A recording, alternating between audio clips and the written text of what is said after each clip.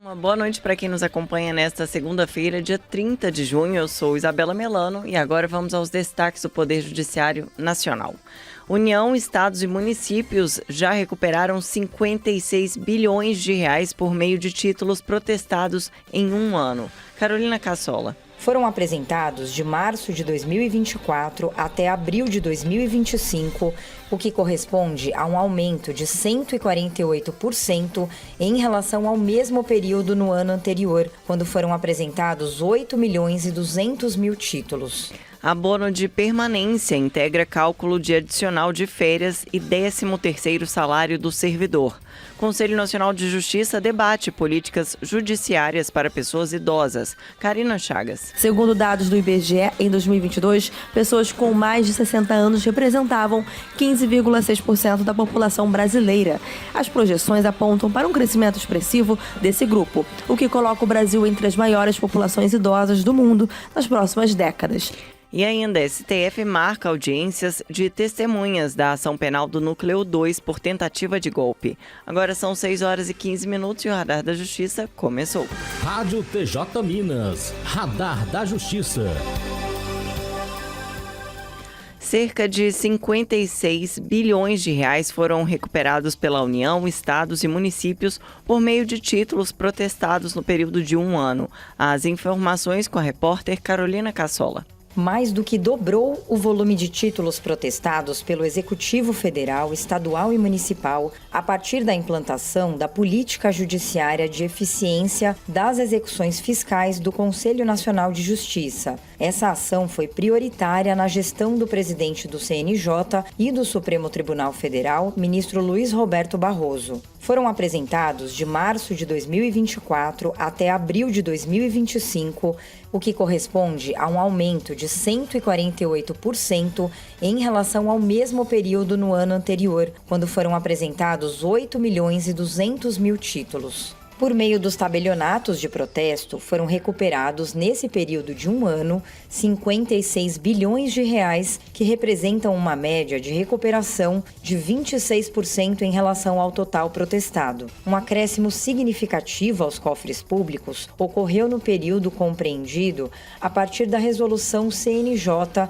número 547. Editado em fevereiro do ano passado, o normativo instituiu medidas de tratamento racional e eficiente na tramitação das execuções fiscais pendentes na Justiça. Foram estipuladas regras para a extinção das execuções fiscais com valor de até R$10 mil, sem movimentação útil há mais de um ano, em caso de não serem encontrados bens penhoráveis, citado ou não o executado. A partir do normativo, passou a ser necessário o protesto por cobrança extrajudicial em cartório. Da agência Rádio Web, Carolina Cassola.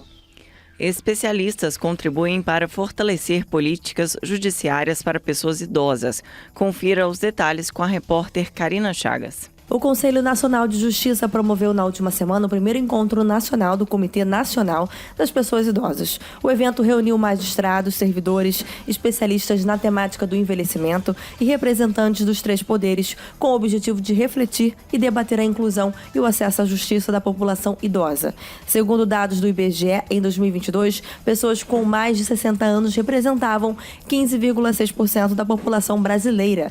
As projeções apontam para um crescimento expressivo desse grupo, o que coloca o Brasil entre as maiores populações idosas do mundo nas próximas décadas. Durante a cerimônia de abertura realizada na sede do Conselho Nacional de Justiça em Brasília, o presidente do Comitê Nacional, o conselheiro Pablo Coutinho, destacou que o Brasil deixou de ser um país jovem e enfrenta agora importantes desafios decorrentes do envelhecimento da população. A coordenadora da Central Judicial do Idoso e coordenadora executiva do Comitê Nacional, juíza Monize de Freitas Marques, ressaltou a importância de políticas públicas eficazes e o engajamento dos três poderes na proteção do idoso. Da agência Rádio Web, Karina Chagas. O ministro Alexandre de Moraes, do Supremo Tribunal Federal, marcou as datas para ouvir as testemunhas de acusação e de defesa da ação penal que reúne os denunciados do Núcleo 2 por tentativa de golpe de Estado. Os depoimentos vão ser por videoconferência entre 14 e 21 de julho. O grupo, formado por 6 réus, é acusado de elaborar a chamada Minuta do Golpe, monitorar o ministro Alexandre de Moraes e também articular ações com a Polícia Rodoviária Federal para dificultar o voto de eleitores no Nordeste nas eleições de 2022.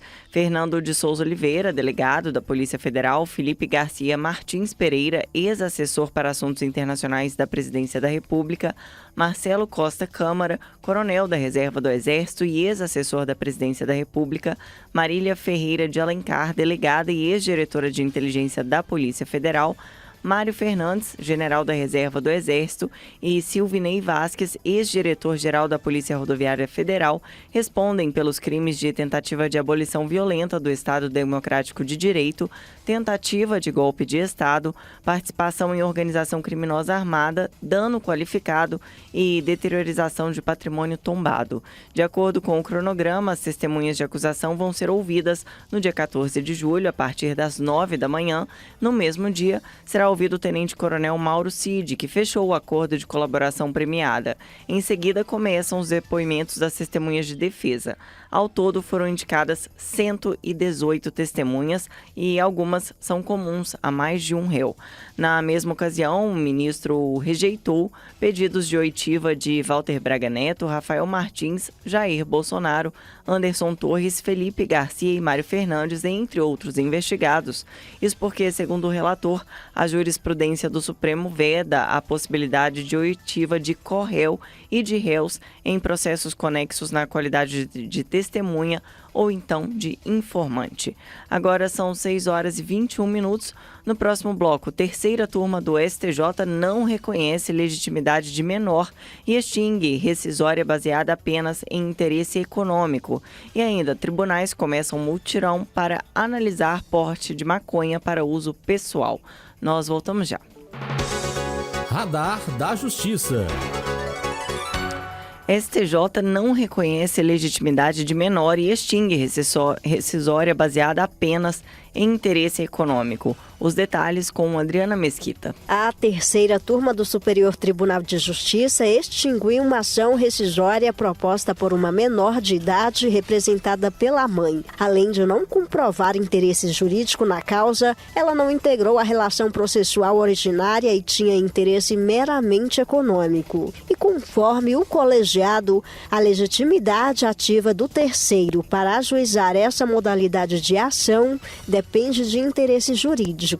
Na origem do caso, foi ajuizada a execução de título extrajudicial contra o pai da menor. Ao Tribunal de Justiça de Mato Grosso do Sul, a filha alegou dependência econômica da pensão alimentícia e risco de comprometimento de futura herança. O ministro Ricardo Vilas Boas Cueva, relator do processo no STJ, afirmou que o pai da menor, a princípio, é o único legitimado para propor a ação rescisória, pois está vivo e inteiramente capaz para os atos da vida civil. O ministro ainda apontou que a menor justificou a legitimidade em eventual prejuízo econômico. Com o reconhecimento da ilegitimidade da filha, ele afastou a análise do mérito de outras questões trazidas no recurso. Da agência Rádio Web, Adriana Mesquita. Abono de permanência entra no cálculo do 13º e das férias de servidor. Confira agora com o repórter Bruno Moreira. A primeira sessão do Superior Tribunal de Justiça decidiu que o abono de permanência pago aos servidores públicos deve ser incluído no cálculo do adicional de férias e do 13º salário. A decisão foi tomada sob o rito dos recursos repetitivos. Dessa forma, o entendimento passa a ser aplicado de forma uniforme em todos os casos semelhantes que estavam suspensos na Justiça. O abono de permanência é um valor pago mensalmente aos servidores que optam por continuar trabalhando, mesmo já tendo direito à aposentadoria. Segundo o STJ, esse pagamento tem natureza remuneratória, ou seja, faz parte da remuneração regular e permanente do servidor enquanto ele estiver na ativa.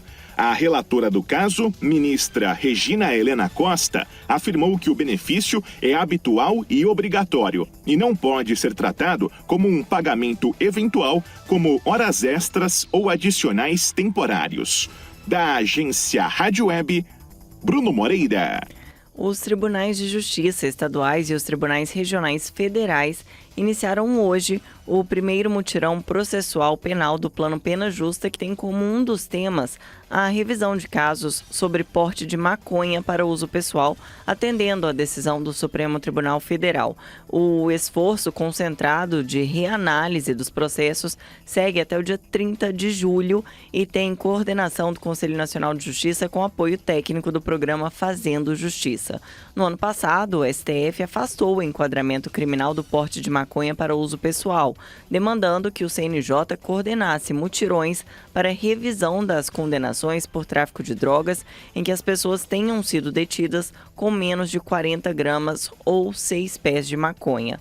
Outros critérios a serem observados são a ausência de posse de outras drogas e a ausência de outros elementos que indiquem um possível tráfico de drogas. Além do porte de maconha para uso pessoal, o mutirão também aborda outros 3 temas. Um deles é referente à decisão da segunda turma do STF, que em 2018 concedeu habeas corpus coletivo para determinar a substituição da prisão preventiva por domiciliar de gestantes, lactantes e mães de crianças de até 12 anos ou de pessoas com deficiência em todo o território nacional. Também vão ser analisadas prisões preventivas em curso há mais de um ano e processos com penas vencidas ou prescritas no Sistema Eletrônico de Execução Unificado. São 6h26, a seguir um giro pelos tribunais do Brasil. Radar da Justiça. Vamos agora ao que é notícia nas cortes do Brasil. Tribunal Carioca cria comitê gestor para monitorar central de vagas socioeducativas. Cid Marcos. Em reunião neste mês, o Grupo de Monitoramento e Fiscalização do Sistema Carcerário do Tribunal de Justiça do Estado do Rio de Janeiro decidiu criar o Comitê Gestor de Monitoramento da Central de Vagas Socioeducativas. A iniciativa visa a revisão da resolução conjunta que criou e regulamentou a Central de Vagas no Sistema Estadual de Atendimento Socioeducativo e uma melhor articulação do sistema, entre outras necessidades e possibilidades de atuação pontuadas no encontro. Judiciário Paranaense participa de ação interinstitucional em comunidade indígena. Destaque de Mércia Lívia. O Tribunal de Justiça do Estado do Paraná participou de uma ação do projeto Aproxima, realizada na comunidade indígena de Rio Negro, no sul do estado. A iniciativa, coordenada pela Justiça Federal do Paraná, tem como objetivo ampliar o acesso à justiça para as populações vulnerabilizadas e afastadas dos centros urbanos por meio de uma atuação integrada entre diferentes instituições públicas. No Acre, a audiência pública promove escuta democrática sobre gênero e equidade. Destaque de Sandra Pedrosa. A ampliação de vozes em defesa da proteção de gênero e equidade étnico-racial foi possível com a audiência pública realizada pelo Tribunal de Justiça do Acre, unidos pelo propósito de construir caminhos concretos. Instituições e sociedade civil tiveram uma participação ativa no evento. Houve uma série de contribuições que multiplicaram perspectivas sobre a problemática local da comunidade LGBTQIA+, e sobre as mulheres. São 6h30. O Radar da Justiça de hoje fica por aqui. Você pode rever este e outros programas da Rádio TJ Minas no YouTube oficial do TJMG. Uma ótima noite e até amanhã.